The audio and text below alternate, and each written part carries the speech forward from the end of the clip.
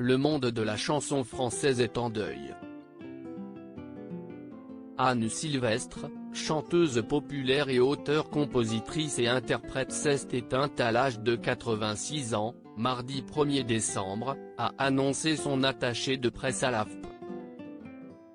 Une triste nouvelle pour tous ceux que cet artiste a accompagné, et ce parfois depuis la petite enfance, elle à qui l'on doit les Fabulettes, La Petite Josette, mais aussi des albums beaucoup plus adultes comme La Femme au vent, Les Pierres de mon jardin ou encore tant de choses à vous dire.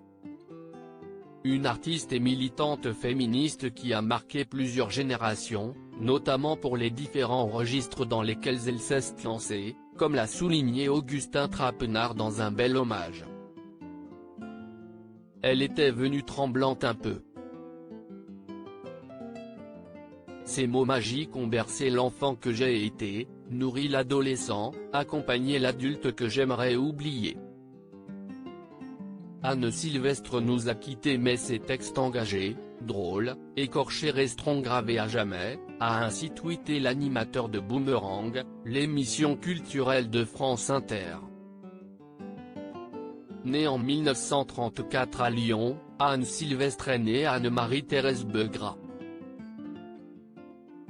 Si est en 1950 qu'elle se lance dans la chanson en se produisant des cabarets parisiens comme La Colombe, Le Cheval d'Or, ou encore à la Contrescarpe, avant de se faire un nom 7 ans plus tard à la radio, et de sortir en 1959 son premier disque, Mon mari est parti. Un petit-fils mort pendant les attentats de novembre 2015, un succès soudain et un talent applaudi par les plus grands chanteurs de l'époque, comme Gilbert Bécaud dont elle fera les premières parties à l'Olympia, ou encore Georges Brassens, qui dira d'elle, on commence à s'apercevoir qu'avant sa venue dans la chanson, il nous manquait quelque chose et quelque chose d'important.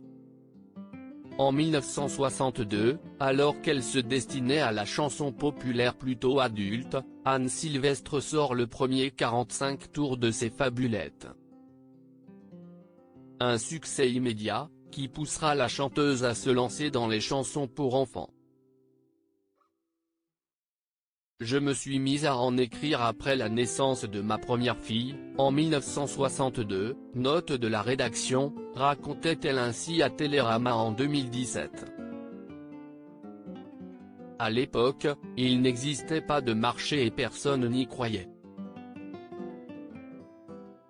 Mais ça a tout de suite plu, on mène à réclamer d'autres. Confiait-elle. Un registre auquel la chanteuse, qui en 2015 a perdu son petit-fils au Bataclan, reviendra régulièrement tout au long de sa carrière, tant ses chansons accompagneront plusieurs générations.